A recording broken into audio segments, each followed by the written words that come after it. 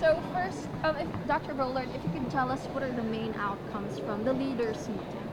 Yes, well, the leaders' meeting, which has just finished, covered quite a wide range of areas, but that's really because during this year, this is the climax for a whole range of meetings and a lot of initiatives during Philippines Host Year.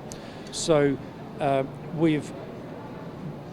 guess different leaders put different focus on different things, but broadly speaking, we're saying, well, this region of APEC has always relied on strong trade growth and strong economic growth, but actually some of that's changing now, and over the last couple of years, growth has disappointed, and we had the IMF this morning talking to leaders and saying, disappointing growth story really, and some economic risks around, and in particular, they are seeing that trade growth has slowed a lot, and it's trade that's really driven this region.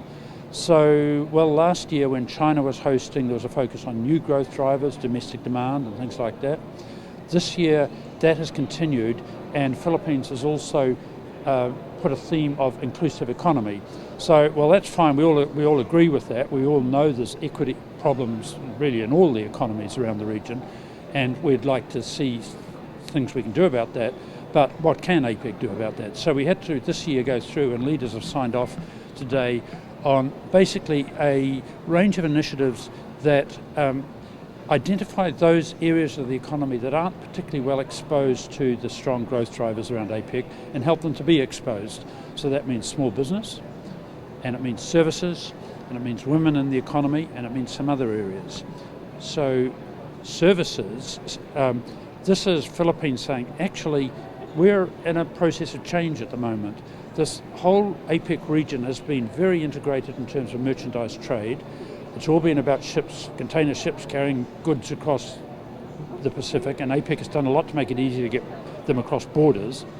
But actually now many of the economies, most of the economies are changing from manufacturing to services, and that's the future. And when we look at services, we get told that there's a lot of barriers, but they're not tariff barriers, they're not necessarily old-fashioned at the border barriers. So we've been looking at electronic commerce technologies, telecommunications, how you get software across borders, data issues, cybersecurity issues, all of those. And we're trying to ensure that trade facilitation works for all those things. Small business, well, I mean, in Philippines, most businesses, small business, most employees, most of the GDP. Philippines calls them MSMEs, micro and small and medium enterprises, because that's the reality as well. So we've looked through the year at how trade agreements should be structured not to discriminate against small businesses, how electronic commerce technologies can help open up movement across borders for small business, and how small business can clip into these global value chains as well and do things now that a few years ago they might not have been able to do. So still is the case that most small businesses don't export or import, but increasingly they're in a position where they're able to, and that's changing things.